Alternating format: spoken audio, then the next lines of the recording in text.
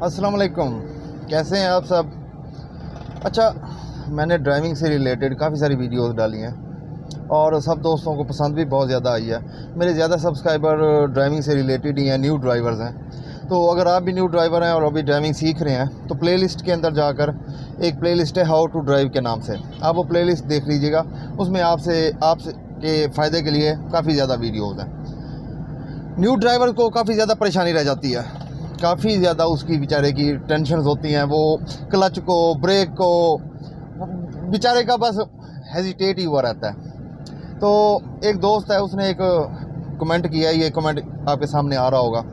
उसने पूछा, उसने कहा भाई इस तरह मसला है, ये क्लच और एक्सीलेटर ये मुझसे बैलेंस नहीं होते।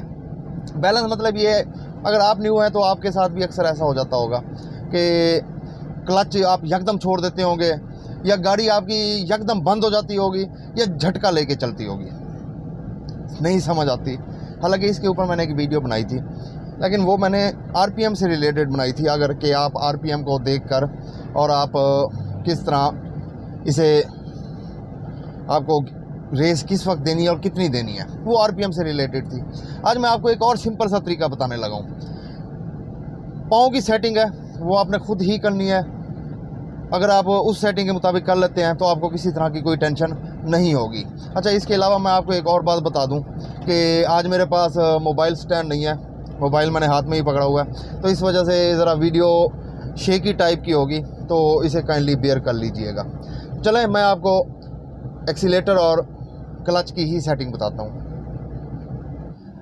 जी। तो ये आप देख रहे हैं, इस वक्त मेरा राइट पाँव जो है ये रेस के ऊपर है और जो मेरा लेफ़्ट पाँव है वो मैंने इस वक्त फ़र्श के ऊपर रखा हुआ है।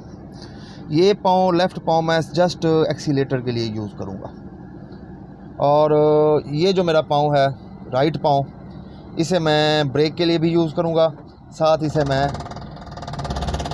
ब्रेक के लिए भी और एक्सीलेटर दोनों के लिए यूज़ करूँगा।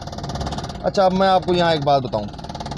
आप मेरे पाँव की सेटिंग देखें कि मैंने जो मेरा राइट पाँव है ये आप देख रहे हैं, ये मैंने फ़र्श के ऊपर लगाया हुआ, यानी एड़ी जो है मेरी वो फ़र्श के ऊपर है और मेरा चंबा, पाँव का चंबा समझ लें आप, ये इस वक्त एक्सीलेटर के ऊपर है, ठीक है। लेकिन मेरा ज़्यादा इन्हिसार मेरी एड़ी के ऊपर है। इसी तरह ये जो पाँव मैं ब्रेक के लिए यूज़ करूँ, क्लच के लिए यूज़ करूँगा, ये मैं एड़ी नीचे नहीं लगाऊंगा, इस तरह मैं नहीं लगाऊंगा। ये हमेशा पाँव ऐसे होना चाहिए। क्लच मैं जब भी यूज़ करूँगा तो मेरा ये क्लच, ये देखें, यानी ये एड़ी नीचे नहीं होगी और इस तरह यूज़ होगा, ये देखें इस तरह, क्योंकि इसे फुल प्रेस करना होता है, इस तरह फुल प्रेस करना होता है।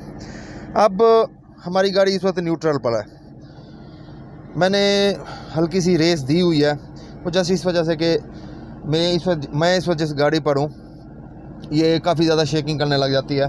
अभी इसका काम कराना है और वो करवा नहीं सका। तो अब मैं आपको बताता हूँ, हमने clutch, first of all clutch को फुल प्रेस कर लिया, ये फुल प्रेस कर लिया, जितना क्लच प्रेस कर सकते हैं आपने उतना प्रेस करना है। उसके बाद हमने पहला गेयर लगा लिया। अब ये देखें, अब मैं आहिस्ता आहिस्ता क्लच को छोड़ता हूँ। ये देखें, मैंने अभी तक रेस नहीं दी, एक्सीलेटर मैंने नहीं दिया हुआ, मैं आहिस्ता आहिस्ता पाँव उठाता हूँ, बहुत ही मामूली हल्की सी रफ्तार के अंदर मैं अपना क्लच का पाँव आहिस्ता आहिस्ता उठा रहा हूँ। तकरीबन 20% 25% मैं क्लच ऊपर कर चुका हूँ, लेकिन मेरी गाड़ी अभी तक मूविंग पोजीशन में नहीं आई।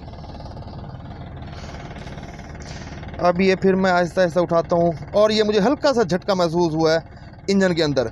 जब हल्का सा झटका महसूस हुआ है तो मैंने ये रेस का पाँव भी रख लिया है। अब इन दोनों पाँवों को मैं एक ख़ास तरतीब से लेफ़्ट वाले पाँव को ऊपर उठाऊँगा, क्लच को आहिस्ता आहिस्ता छोड़ूँगा और उसी रफ्तार से मैं रेस वाले पाँव पर आहिस्ता आहिस्ता प्रेशर डालूँगा, यानी रेस दूँगा। ये देखें, ये बहुत अच्छा, मेरी एड़ी ये लगी हुई है नीचे, आप ये देख रहे हैं कि मेरी इस वाली एड़ी लगी हुई है। अब मैं आहिस्ता आहिस्ता ये देखें, और ये मेरी गाड़ी बहुत स्लो मोशन में आगे चलने लग गई है। और जैसे ही चली है मेरी गाड़ी तो मैंने ये क्लच बिल्कुल छोड़ दिया है और जस्ट रेस को मैंने प्रेस किया हुआ है। रेस का वही कुलिया है कि रेस का मेरा पाँव का ज़्यादा हिसार मेरी एड़ी के ऊपर है, मेरे पाँव के चंबे के ऊपर नहीं है, यानी पाँव के फ्रंट साइड पर नहीं है। मेरा ज़्यादा हिसार एड़ी के ऊपर है, मेरा पाँव का ज़्यादा वज़न भी एड़ी के ऊपर है। अब इसी तरह जब मैंने सेकंड गियर लगाना हो तो वो तरीका मैं आपको ऑलरेडी बता चुका हूँ। ये वीडियो जस्ट स्पेशली मैं इस भाई के लिए बना रहा हूँ कि जिसने कहा था कि भाई मुझसे अमूमन इस तरह की परेशानी हो जाती है और मैं बहुत ज़्यादा परेशान हो जाता हूँ। तो यार बिल्कुल कोई टेंशन वाली बात नहीं है। आप अपने पाँव को, आपका जो एक्सीलेटर वाला पाँव है उसे आपने इसी अंदाज के अंदर रखना है। तो यानी मेन चीज़ आपका एक्सीलेटर का पाँव है कि आपने एड़ी के ऊपर ज़्यादा इंहिसार करना है। पहले भी एक वीडियो के अंदर बता चुका हूँ।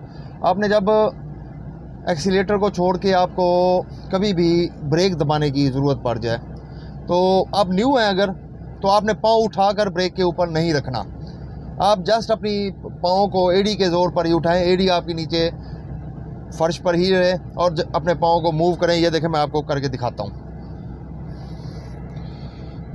अब मुझे ब्रेक लगानी पड़ गई है तो मैंने ये उठाया है और मैंने ऐसे पाँव रखा है। मैं इस तरह ब्रेक का यूज़ करूँगा और इस तरह, ये देखें इस तरह।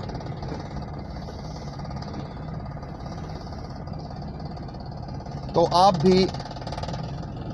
आपको भी अगर ब्रेक यूज़ करनी पड़ जाती है एक्सीलेटर के साथ या एक्सीलेटर के फ़ौरन बाद, तो आपने पाँव की अपनी सेटिंग इसी तरह रखनी है। आप इस तरह प्रैक्टिस करें 1 से 2 दिन, तो इंशाल्लाह आपका ये जो बैलेंस है क्लच का और रेस का वो बिल्कुल मुतवाज़न हो जाएगा।